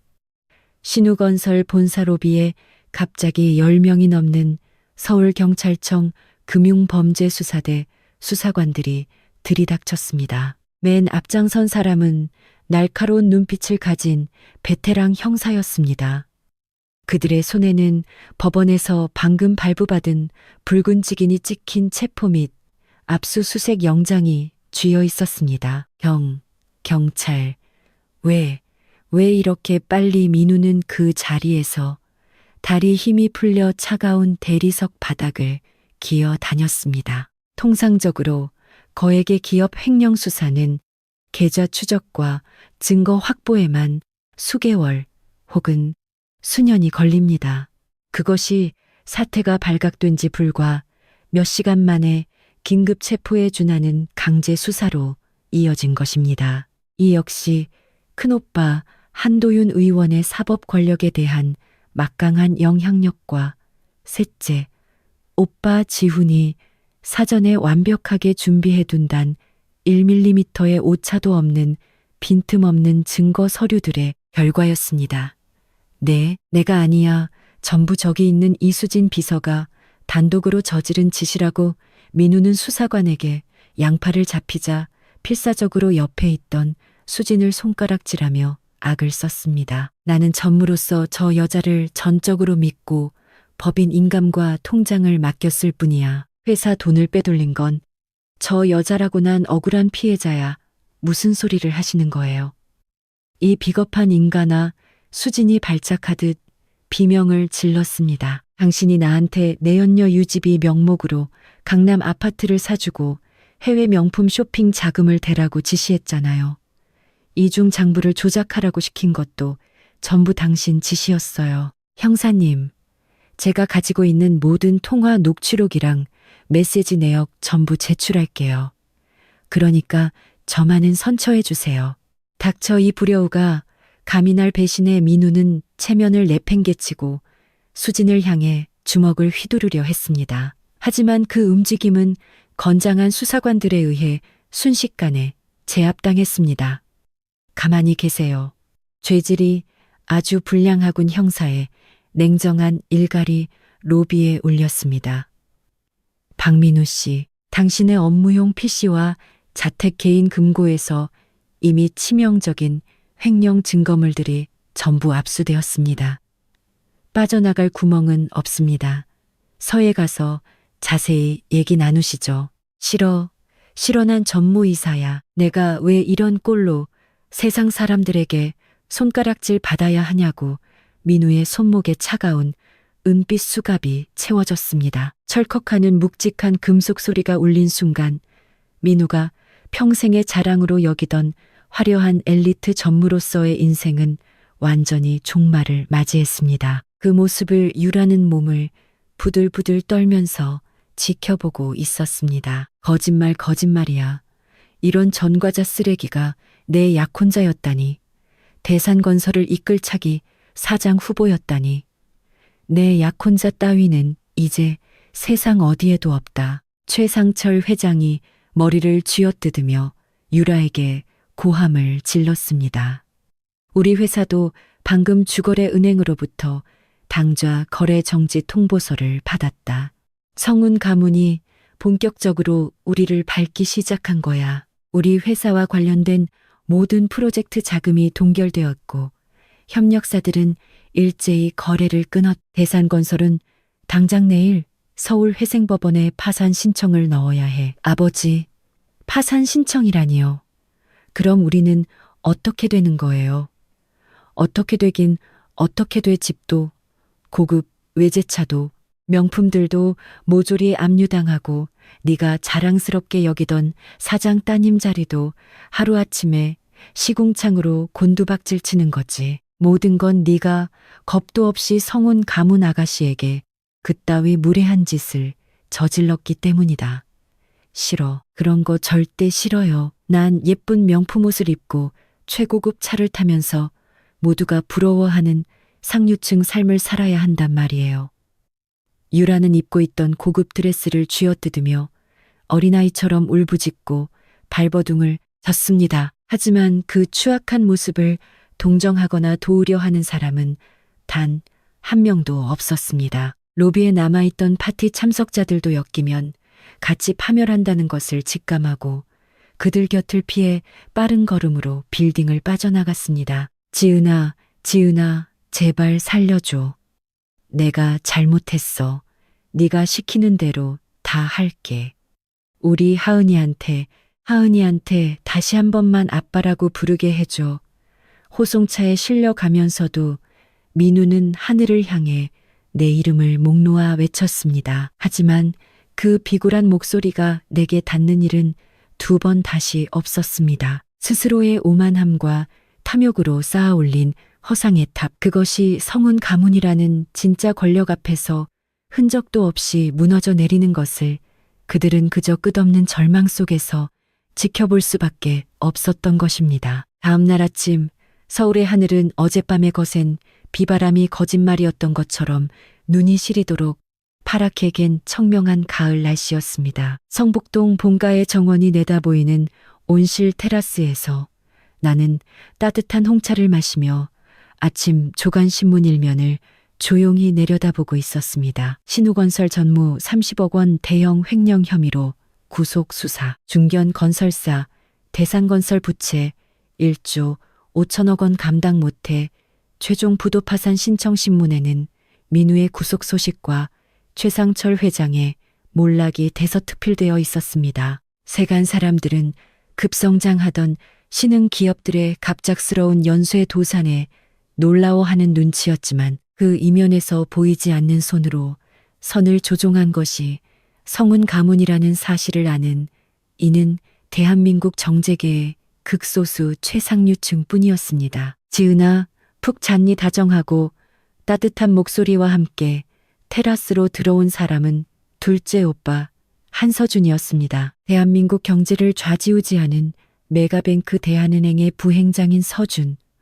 오빠는 안경 너머에 눈을 접어 웃으며 내게 다정하게 미소를 건넸습니다. 오빠 어젯밤에는 정말 고마웠어. 은행 자금 회수건 때문에 오빠 입장이 곤란해진 건 아니지. 내가 염려하듯. 묻자 서준 오빠는 우아하게 미소 지으며 내 맞은편 의자에 앉았습니다. 곤란하긴 대출금 전액 회수는 모두 법적으로 완벽히 정당한 절차를 거친 거란다. 박민우, 그 녀석이 회사의 비자금 계좌를 만들고 불법 유용한 시점에서 이미 대출 약관상 중대한 계약 위반 및 금융 범죄 조항에 저촉되었어. 오히려 지금까지 우리가 눈 감아주고 있었던 걸 그 멍청한 놈만 눈치채지 못했던 거지. 서준 오빠는 손에 들고 있던 고급 가죽 브리프케이스에서 금박 엠블럼이 새겨진 파일 하나를 꺼내 놓았습니다. 하지만 지은아, 진짜 흥미로운 진실은 지금부터야.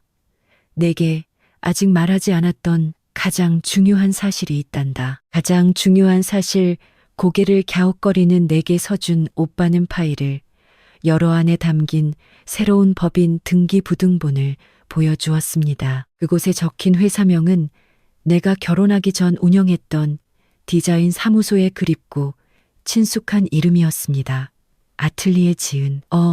이거 내가 결혼 전에 운영하던 사무소 이름이잖아. 왜 이 서류가 여기에? 어젯밤 박민우가 긴급 체포되고 신우건설의 파산 절차가 확정되었지. 그런데 신우건설이 보유하고 있던 독보적인 내진 설계 특허 기술들과 뛰어난 1급 건축사들, 그리고 숙련된 장인들의 고용 계약은 어떻게 되었을 거라 생각하니 서준 오빠가 장난기 어린 눈빛으로 미소 지었습니다. 내 회사가 파산하면 그런 것들도 다 공중분해되는 거 아니야. 아니야. 그 고급 자산들은 박민우가 체포되기 정확히 1시간 전 우리 성운그룹 사모펀드가 합법적인 절차를 통해 전부 인수해서 바로 이 아틀리에 지은 법인 명의로 완벽하게 이전해 두었단다. 나는 너무나 놀라 눈을 크게 떴습니다. 그럼 신우건설은 그래.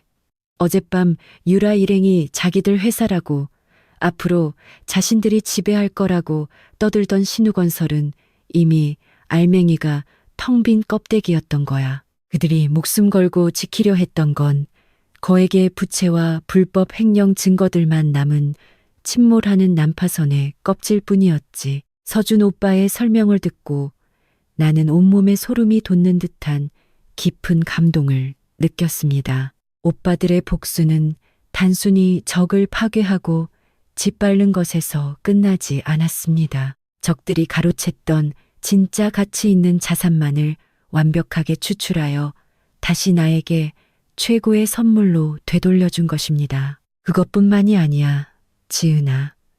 서준 오빠는 또 한 장의 프로젝트 계약서를 내밀었습니다. 그것은 대산건설이 눈에 불을 켜고 탐내던 초대형 공공사업인 한강 리버사이드 오아시스 복합단지 재개발 프로젝트의 공식 총괄, 디자인 컨설팅 계약서였습니다. 대상건설이 파산하면서 국토부에서 긴급히 새로운 프로젝트 파트너를 찾고 있었어. 거기에 큰오빠 도윤이가 아주 훌륭한 추천서를 제출했지. 과거 다수의 국제건축 디자인상을 수상했고 신우건설의 최고 기술자들을 거느린 젊고 천재적인 건축 디자이너 한지은, 네가 이 초대형 프로젝트의 총괄 대표로 공식 선정된 거다. 맞아, 지은아. 넌 결혼하고 나서 지난 6년 동안 남편을 빛나게 해주려고 내 천재적인 재능을 다 숨기고 묵묵히 내조만 해왔지. 박민우 그 녀석이 회의에서 발표에서 칭찬받았다는 그 놀라운 설계도와 디자인안들.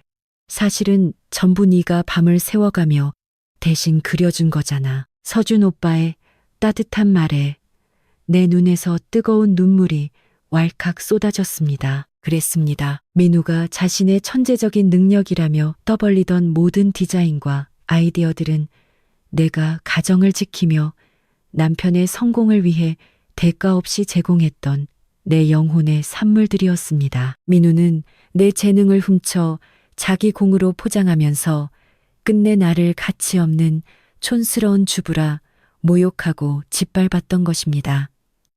이제 더 이상 남편의 그늘에 숨어 있을 필요 없다. 내 놀라운 재능을 넣어 한지은 본인의 이름으로 세상에 당당히 펼칠 때가 온 거야.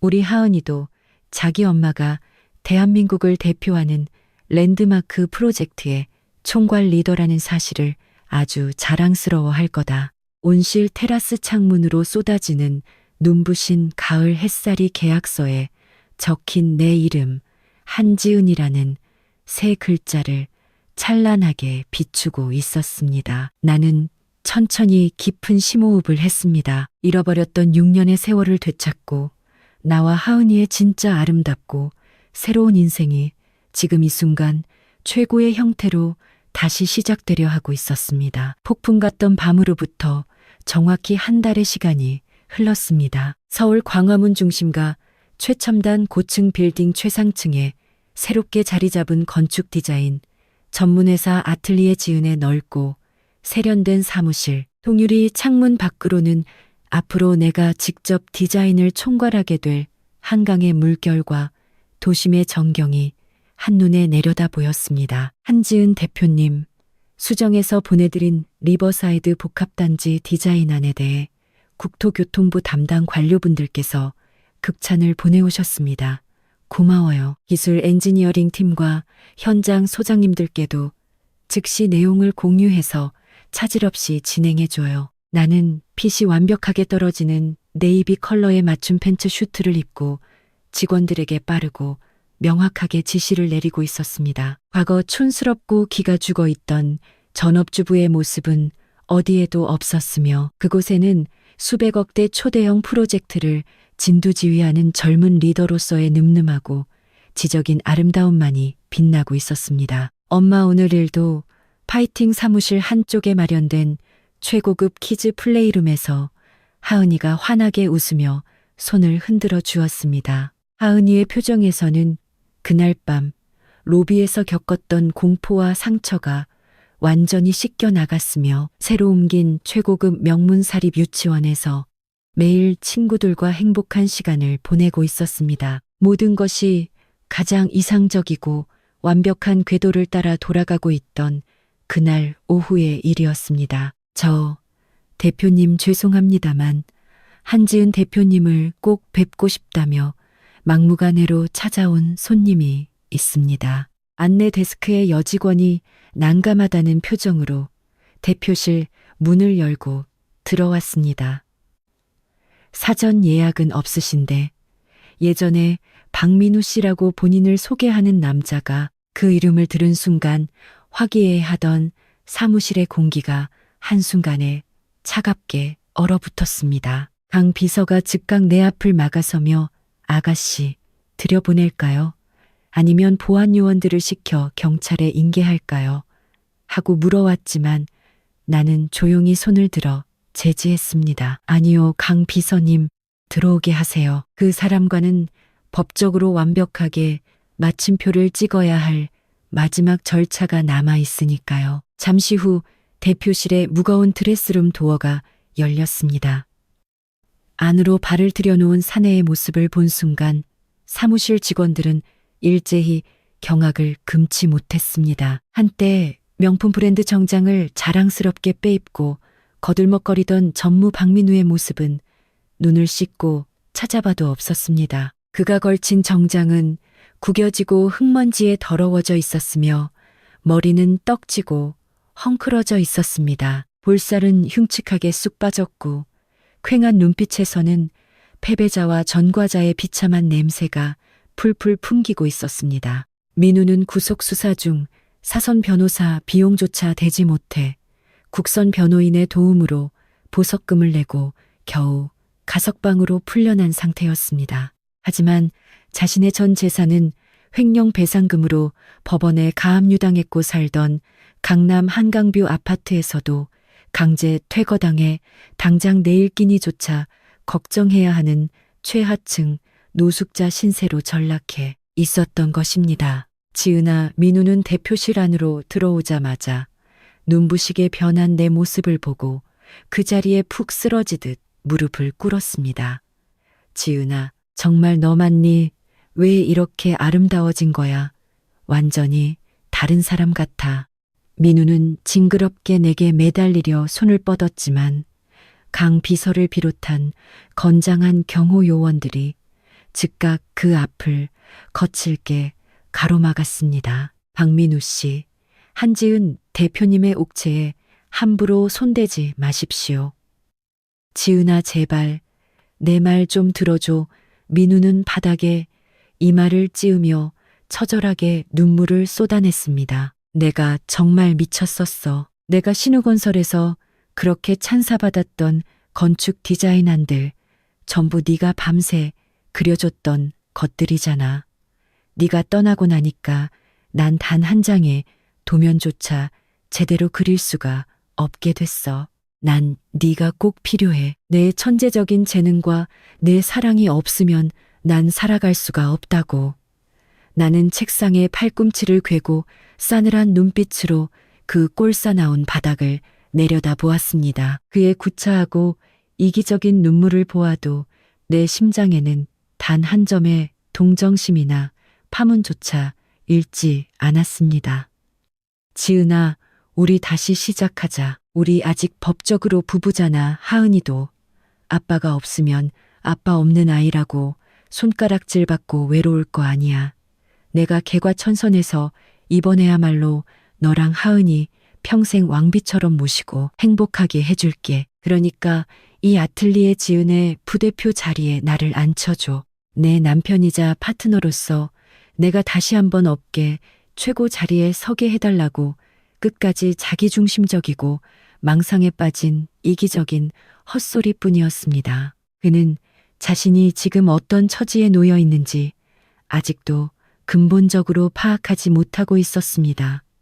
나는 자리에서 천천히 일어나 민우 앞으로 걸어갔습니다. 그리고 과거 그가 로비에서 내게 내뱉었던 비수 같은 말들을 단 한 글자의 오차도 없이 그에게 그대로 돌려주었습니다. 박민우 씨, 당신 참 순진하고 구제불능인 뇌 구조를 가졌네. 당신 같은 꼬질꼬질하고 경제사범 전과자로 재판을 앞둔 무능력한 쓰레기가 이 위대한 성운그룹 산하아틀리에 지은의 격에 어울린다고 생각하는 거야. 너 같은 남자는 고작 앞으로 열릴 법정에서 자신이 저지른 죄의 무게에 벌벌 떨면서 평생 밑바닥 시궁창 흙탕물이나 마시며 사는 게 어울려. 지은아, 어떻게 그런 심한 말을. 민우의 얼굴이 끝없는 절망과 경악으로 새파랗게 질렸습니다. 당신과의 이혼 서류는 이미 최고급 로펌 변호사들을 통해 가정법원에 정식 접수 및 판결 완료되었어.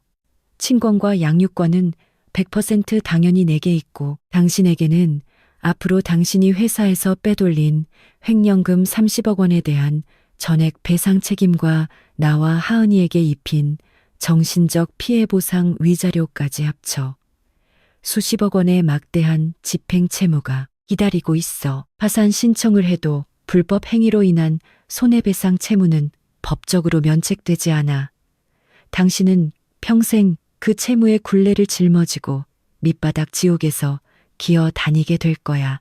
내 서늘하고 절대적인 선고의 민우는 온몸을 사시나무 떨듯 떨며 말을 잃고 그저 비참하게 눈물만 줄줄 흘렸습니다. 과거 그가 나와 하은이를 멸시하고 벼랑 끝으로 몰아넣었던 바로 그 무간지옥에 이번에는 그 자신이 영원히 갇히게 된 것입니다. 싫어지으나 나 좀 살려줘.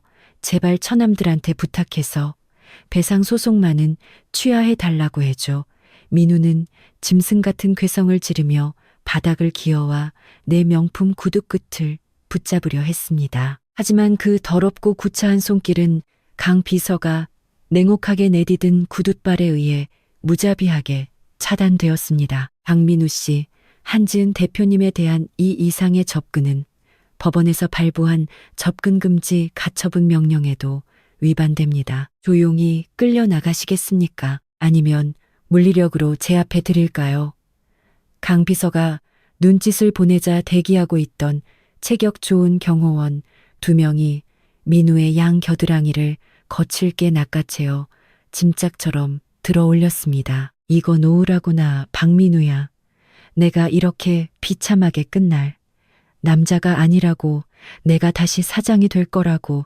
민우의 허망하고 처절한 발악은 두꺼운 방음, 도어 밖으로 차단되며 완전히 사라져갔습니다. 그는 그대로 광화문 최첨단 빌딩의 화물용 엘리베이터에 실려 수많은 바쁜 엘리트 직장인들이 오가는 차가운 아스팔트 길거리로 쓰러지듯 내동댕 잊혀졌습니다.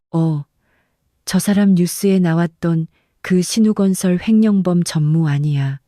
진짜 내 얼굴 완전히 같네.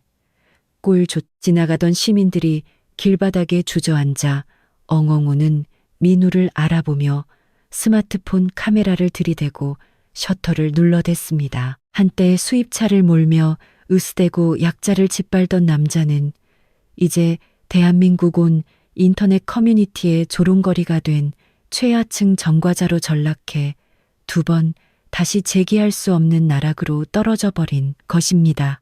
지은 아가씨, 그 외 다른 관련자들의 근황에 대해서도 최종 보고가 있습니다.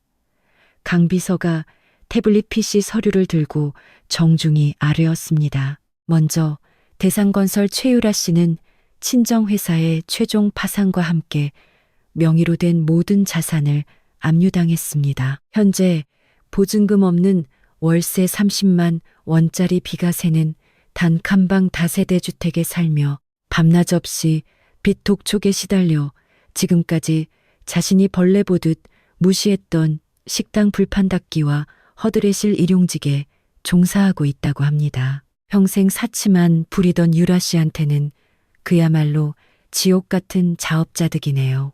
내가 차갑게 대답하자 강 비서는 말을 이었습니다. 네, 고된 노동에 적응하지 못하고 매일 밤 왜 내 인생이 이렇게 망가졌냐며 눈물로 밤을 지새운다고 합니다. 또한 비서 이수진 역시 배임 횡령의 공범으로 정식 재판에서 유죄 판결을 받았습니다. 집행유예 없는 실형 3년형이 선고되어 교도소에 수감 중이며 그녀가 자부하던 커리어는 완전히 끝이 났습니다. 나는 창문 밖으로 펼쳐진 눈부신 가을 하늘을 조용히 바라보았습니다. 그들은 얄팍한 사회적 지위를 권력이라 착각하고 약자를 무자비하게 짓밟으며 헛된 우월감에 도취되어 있었습니다.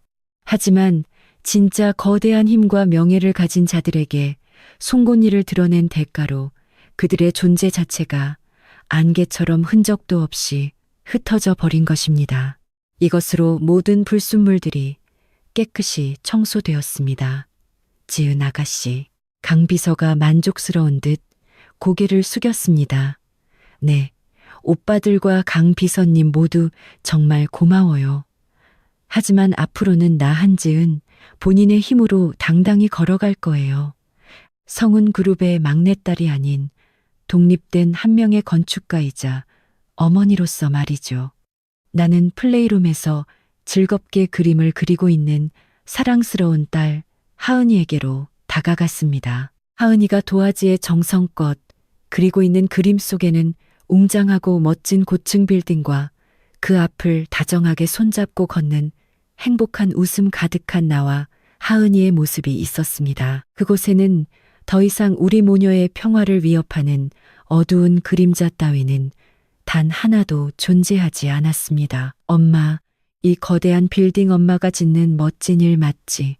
응, 맞아, 하은아. 앞으로 우리 하은이가 세상에서 가장 자랑스러워할 수 있는 가장 아름답고 단단한 건물을 엄마가 꼭 만들어줄게. 하은이를 품에 꼭 안으며 나는 가슴속 깊은 곳에서 벅차오르는 확실한 성취감과 찬란한 미래에 대한 희망을 느끼고 있었습니다. 악한 자들은 자신들이 지은 죄에 합당한 처절한 대가를 치렀고 우리는 우리 스스로의 힘으로 진짜 찬란한 행복을 쟁취해 나가고 있습니다. 이보다 더 완벽하고 통쾌한 아름다운 결말이 지금 우리 눈앞에 드넓게 펼쳐져 있었습니다.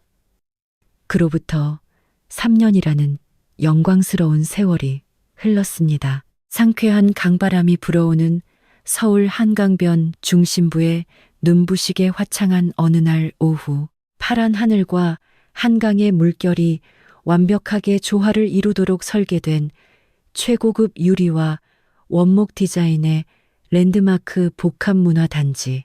오늘 바로 내가 총괄 책임 디자이너이자 마스터 플래너로 참여한 대한민국 최대 사업 한강 리버사이드 오아시스의 공식 완공 및 개장 기념식이 성대하게 거행되고 있었습니다. 이 건물은 단순한 상업시설이 아닙니다. 아이들이 마음껏 안전하게 뛰어놀 수 있는 거대한 친환경 키즈 생태 공원, 워킹맘과 싱글맘들이 언제든 안심하고 자녀를 맡길 수 있는 24시간 돌봄 케어센터, 그리고 남녀노소 시민들이 한강을 보며 웃음 지을 수 있는 따뜻한 소통의 공간을 목표로 지어진 진정한 랜드마크였습니다. 한지은 대표님, 정말 세계적인 수준의 경이로운 건축물입니다. 대한민국 전체가 대표님의 천재적인 감각에 감탄하고 있습니다. 국토교통부 장관을 비롯한 정재계 VIP 인사들과 수많은 언론사, 취재진들이 앞다퉈 내게 다가와 악수를 청했습니다. 나는 과거 초라하고 자존감 없던 시절의 나를 회상하며 진심 어린 감사와 자신감을 담아 한 분 한 분에게 밝은 미소로 화답했습니다.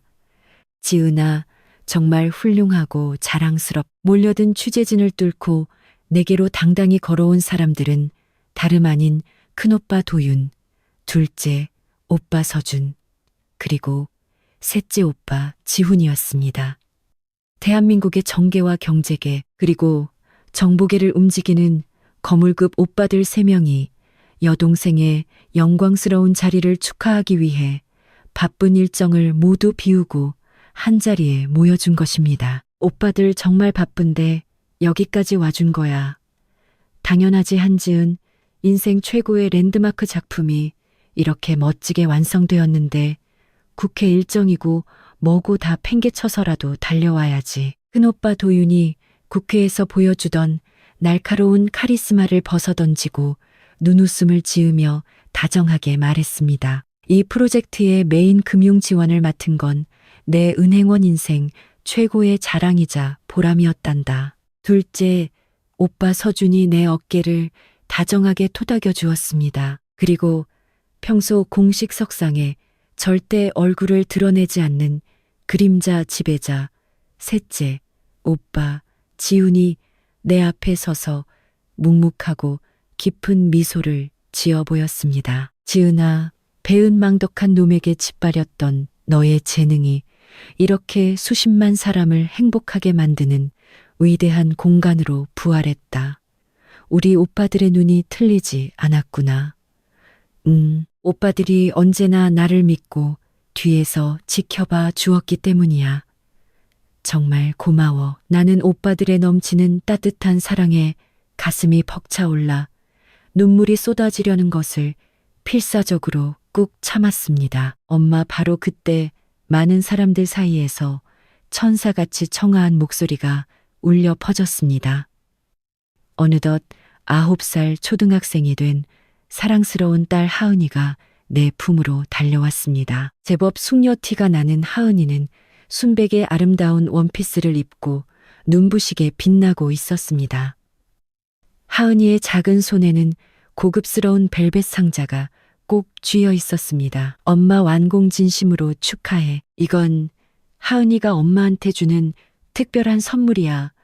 하은이가 상자를 열자 그 안에는 금빛 체인 끝에 예전 유치원 시절 하은이가 접었던 그 종이접기 메달을 완벽하게 재현해낸 순금 목걸이 펜던트가 들어 있었습니다. 하은이가 자기 용돈을 차곡차곡 모아서 주얼리 세공의 일가견이 있는 둘째 오빠 서준에게 부탁해 정성껏 제작한 단 하나뿐인 보석이었습니다. 그때 나쁜 아빠가 엄마한테 주려고 내가 접은 종이 메달을 더럽게 밟아서 구겨버렸잖아. 하은이는 그게 계속 너무 속상하고 마음 아팠어. 그래서 이번에 엄마가 세상에서 제일 멋진 꿈을 이룬 기념으로 절대 구겨지지도 않고 부서지지도 않는 진짜 금메달을 엄마한테 선물해주고 싶었어. 하은이의 순수하고 아름다운 마음이 담긴 고백을 들은 순간 나는 더 이상 참지 못하고 뜨거운 눈물을 터뜨리고 말았습니다. 굵은 감동의 눈물이 뺨을 타고 멈출 수 없이 방울방울 흘러내렸습니다. 하은아, 고마워. 정말 너무너무 고마워. 나는 몸을 굽혀 하은이를 양팔로 부서져라 꼭 안아주었습니다. 하은이의 따뜻한 체온과 벅차오르는 심장 고동이 내 가슴을 부드럽게 채워주었습니다. 과거 차가운 비 내리던 로비에서 모든 것을 짓밟히고 벼랑 끝에 섰던 우리 모녀. 하지만 우리는 절망하지 않고 서로를 믿으며 우리 자신의 힘으로 다시 당당히 일어섰습니다. 그리고 지금 우리는 세상 그 누구도 함부로 짓밟을 수 없는 완벽하고 찬란한 행복을 이 손으로 굳건히 거머쥔 것입니다. 엄마, 내가 직접 목걸이 걸어줄게. 하은이가 내 목에 조심스럽게 순금 메달 목걸이를 걸어주었습니다. 가슴 위에서 눈부시게 반짝이는 그 금메달은 내가 지금까지 받거나 이뤄낸 세상, 그 어떤 권위 있는 상이나 명예보다 훨씬 값지고 아름다운 내 인생 최고의 보물이었습니다. 저 멀리 펼쳐진 한강의 물결이 붉게 물드는 아름다운 저녁 노을빛을 받아 황금빛으로 눈부시게 반짝이고 있었습니다. 그 찬란한 빛은 우리 모녀가 앞날에 걸어갈 영광스럽고 평화로운 미래를 영원토록 따뜻하게 비추어주는 듯했습니다. 우리는 서로의 손을 꼭 맞잡고 새로운 희망의 발걸음을 내디뎠습니다. 나를 진심으로 아껴주는 소중한 가족들과 함께 이 아름답고 눈부신 세상에서 한 걸음 한 걸음 확고한 행복의 발자취를 새기며 우리는 앞으로도 영원히 환한 미소 속에서 걸어나갈 것입니다.